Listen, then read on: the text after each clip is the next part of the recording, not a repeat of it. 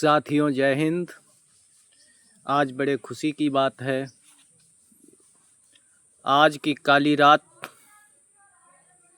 और सुबह 15 अगस्त है। दोस्तों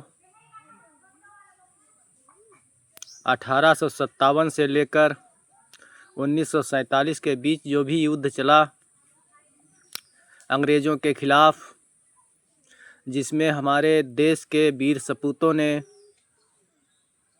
अपना खून पसीना सब एक करके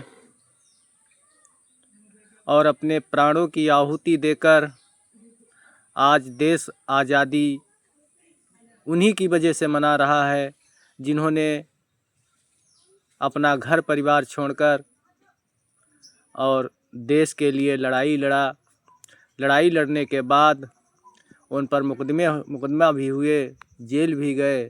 जेल जाने के बाद उन्हें फांसी की सज़ा भी हुई। दोस्तों ऐसे सरदार भगत सिंह, अशफाक उल्लाह खां, राम प्रसाद बिस्मिल, नेताजी सुभाष चंद्र बोस, तमाम ऐसी हस्तियों के नाम आते हैं जिन्होंने अपना घर परिवार त्याग कर देश की आज़ादी के लिए लड़ाई, अंग्रेज़ों से लोहा मनवाया। दोस्तों आज 14 अगस्त है। आज के दिन अंग्रेज़ों ने अपना प्रस्ताव रखा कि मैं आप लोगों का देश छोड़कर अपने देश वतन जा रहा हूं वापस, और आपका देश मैं स्वतंत्र करके दे रहा हूं। दोस्तों 15 अगस्त 1947 को जब देश आज़ाद हुआ, उसके बाद में अंग्रेज़ों ने एक प्रस्ताव रखा कि हमें देश का एक लिखित संविधान चाहिए, जो संविधान सबको बराबरी का अधिकार देता हो और जाति पाति छुआछूत से दूर हो। ऐसे संविधान को लिखित में हमको एक दीजिए, तब तक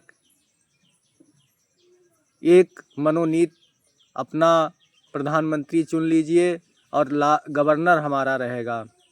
दोस्तों 1947 को एक प्रस्ताव पारित होता है, जो लगभग 300 लोगों की सदस्यता होती है।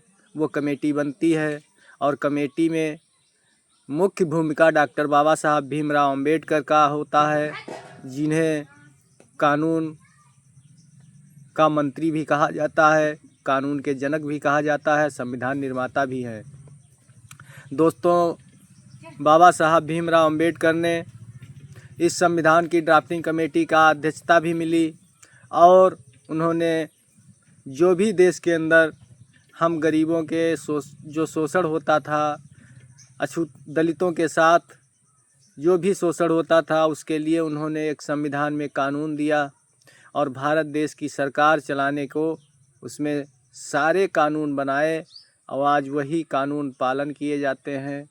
दोस्तों आज बड़े खुशी की बात है, जिन लोगों ने हमारे लिए अपना खून पसीना, धन तन मन जन सब कुछ लुटाकर और देश को आज़ाद करा के चले गए, आज उनको भी दिल की गहराइयों से मैं सलूट करता हूँ। जहाँ भी उनकी आत्मा हो, परमात्मा उनके आत्मा को शांति दे और अपने चरणों में जगह दे। और उनके लिए मैं कुछ नहीं कह सकता हूँ, ना तो दे पाऊँगा। आज अगर मैं स्वतंत्र हूँ, हमारे तन पर ये कपड़े हैं, तो उन्हीं स्वतंत्रता सेनानी जो लोग 13-13 साल की उम्र में अपने परिवार को छोड़कर अंग्रेज़ों को लोहा मनवाने का काम किया और इस देश से खदेड़कर उन्होंने 7 समंदर पार भेज दिया। दोस्तों उनको भी नमन करता हूँ। जो लोग 23 मार्च 1931 को जिनकी फांसी दी गई, उनके साथ भी हमारे देश के लोगों ने ही गद्दारी की, झूठी गवाही दी, और गवाही झूठी देने के बाद उनको फांसी की सज़ा भी हुई। दोस्तों सरदार भगत एक ऐसे व्यक्ति थे जिन्होंने देश के लिए अपना सब कुछ न्यौछावर कर दिया। ना तो उन्होंने शादी की, ना किसी धन की उनके लालसा थी, ना उन्हें देश के आज़ाद होने के बाद उन्हें कोई राजनीति में आना था।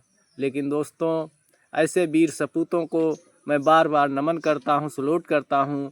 आज उनकी जहाँ भी आत्मा हो, मैं अपने आत्मा से श्रद्धा सुमन अर्पित करते हुए आज उनको नमन करता हूँ। दोस्तों, नेताजी सुभाष चंद्र बोस ने आईएएस की नौकरी पास करके और 1 साल 2 साल जो भी नौकरी किए हों, उनको अच्छा नहीं लगा कि अंग्रेज़ों की ग़ुलामी हमें नहीं करना है, अपने लोगों को धन नहीं लुटवाना है। उन्होंने भी आईएएस की नौकरी में लात मारकर और देश की आज़ादी में भाग लिया और उन्होंने आज़ाद हिंद फौज की जो स्थापना की। उस समय 1940 की बात है, जापान, जर्मन जाकर उन्होंने लोगों से सहायता ली, आज़ाद हिंद फौज का गठन करके, और अंग्रेज़ों से लड़ाई लड़ने के बाद उन्हें भी देश निकासी करवाया गया कुछ हमारे देश के गद्दारों ने।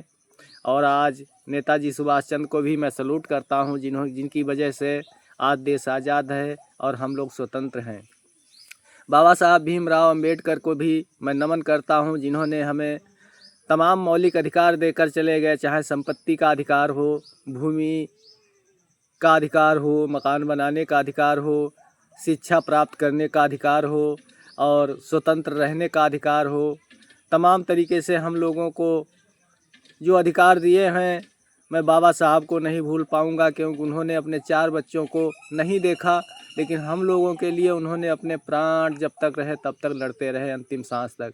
पत्नी भी उनकी ख़त्म हो गई, तब वो लंदन में थे, लेकिन पत्नी की तरफ नहीं देखा, हम लोगों के तरफ देखा। मैं तुम लोगों को बताना चाहता हूँ कि बाबा साहब भीमराव अंबेडकर सारा जीवन दुख उठाया, लेकिन आज हम लोगों को स्वतंत्र करके गए हैं कानून के माध्यम से। और बाबा साहब भीमराव अंबेडकर को भी मैं तहे दिल से शुक्रिया अदा करता हूँ, जो कि ऐसे महान पुरुष जो हमारे देश में हुए गरीबों का शोषण होने से बचाया। और हम लोग जो इस प्रकार झुग्गी झोपड़ी में रहा करते थे और खाने के लिए भी भोजन नहीं होता था, तो हमें लोगों को हर तरीके से जीने के लिए हमें कोई न कोई प्रयास करना पड़ता था, चाहे मरे हुए पशु को खाना हो या किसी घास की रोटी खाना हो। हम लोगों ने ऐसे अपमान सहे इन मनुवादियों की वजह से, लेकिन मेरे बाबा साहब भीमराव अंबेडकर जी, उन्होंने संविधान में ऐसे कानून दिए जो कि आज मनुवादी लोग हमारा कुछ नहीं कर सकते हैं। इन मनुवादियों को ऐसा खदेड़ा बाबा साहब भीमराव अंबेडकर कानून के माध्यम से, जिससे आज हम लोग स्वतंत्र हैं और अपना 2 जून की रोटी भी कमाकर खा लेते हैं और कहीं भी जाने को हमें कोई रोक नहीं सकता है। ऐसे बाबा साहब भीमराव अंबेडकर के माता पिता जो माँ ने बाबा साहब भीमराव अंबेडकर को जन्म दिया, उस माँ को मैं सलूट करता हूँ। और बाबा साहब भीमराव अंबेडकर कभी राजगद्दी पाने के लिए नहीं लड़ाई लड़ी, ना तो अपने परिवार के लिए लड़ी तो हमारे लिए लड़ी, हमारे समाज के लिए लड़ाई लड़ी, हमारे देश के लिए लड़ाई लड़ी। और अंग्रेज़ों को भी विश्वास था कि बाबा साहब भीमराव अंबेडकर ऐसा संविधान बनाकर देंगे जो सबके हित का होगा। आज उनको भी नमन करता हूँ। और 15 अगस्त की आप लोगों को ढेरों सारी शुभकामनाएं। और आप लोग 15 अगस्त स्वतंत्रता दिवस खूब मनाएं, हंसी खुशी से लड्डू बांटें और सभी महापुरुषों को याद करें। यही हमारा आप लोगों से निवेदन है। साथियों, जय भीम, नमो बुद्धाय, जय संविधान, जय समाजवाद, हिंदुस्तान जिंदाबाद जिंदाबाद, हिंदुस्तान जिंदाबाद जिंदाबाद। साथियों, जय हिंद।